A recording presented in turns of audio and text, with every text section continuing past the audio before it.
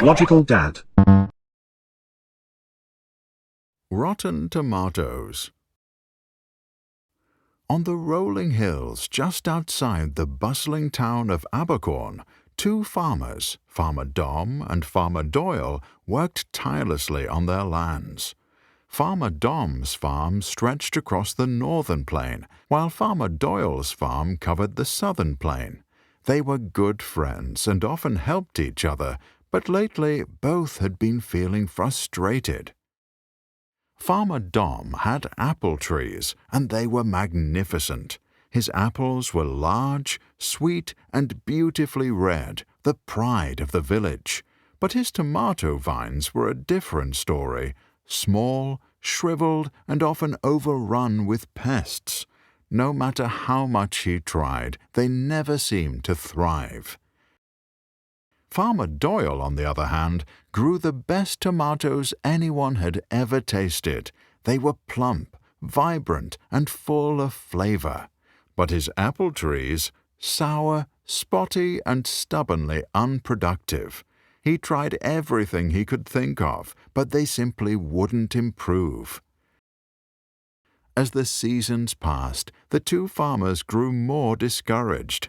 They both worked long, exhausting days, yet week after week, both Doyle and Dom returned from the market with unsold goods.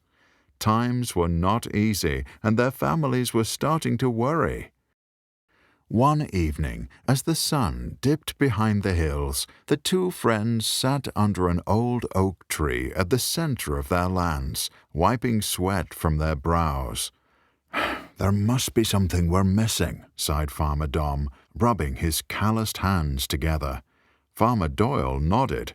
"We work just as hard as the other farmers in Abercorn, but we barely make enough to get by." They sat in silence for a moment, watching the wind rustle through the trees. Then Farmer Dom suddenly spoke. "What if," he hesitated, "what if I stopped trying to grow tomatoes and focus only on apples?" Farmer Doyle raised an eyebrow. "But what about your tomato vines?" "Well," Dom continued, "your land is clearly better for tomatoes. Maybe you should grow them instead. We could trade your tomatoes for my apples. That way, we each focus on what we're best at." Farmer Doyle thought for a moment. Then his face lit up. "You're right. My soil is perfect for tomatoes, but my apples never turn out. And your apples are better than any I've ever tasted." From that day on, they each focused on their strengths. Farmer Dom dedicated his entire farm to apples, perfecting his orchards and harvesting the sweetest crop Abercorn had ever seen.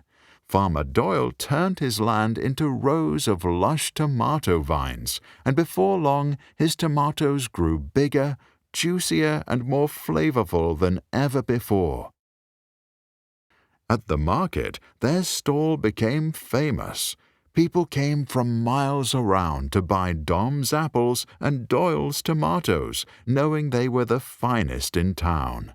They sold more, earned more, and worked less than before. One day, as they packed up their stall after a long day of selling out, Farmer Doyle chuckled. "Imagine if we had realized this sooner." Farmer Dom laughed. "Better late than never." And so, under the shade of the old oak tree, they shook hands, knowing that together they had discovered the secret of working smarter, not harder.